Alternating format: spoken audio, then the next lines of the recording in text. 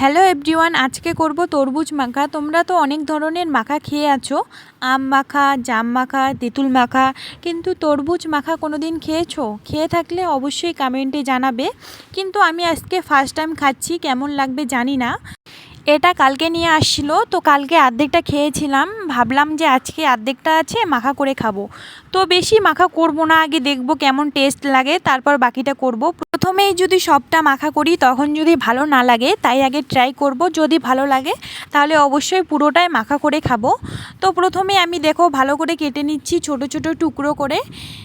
যদিও এটা first time মাখা করছি, কিন্তু মনে হচ্ছিল যে অনেকটা টেস্টি হবে।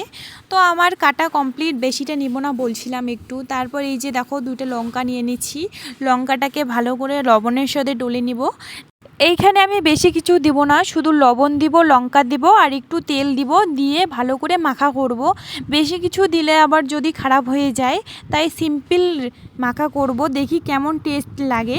তো এই যে এদিকে আমি মাখা করছি, তার আগেই আমার ভাই একটু একটু করে নিয়ে খাচ্ছিল।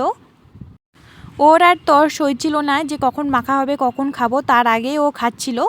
তো এই যে দেখো ফাইনালি আমার মাখা হয়ে গেছে। এখন আমি একটু টেস্ট করে বলবো তোমাদের যে কেমন টেস্টি হয়েছে।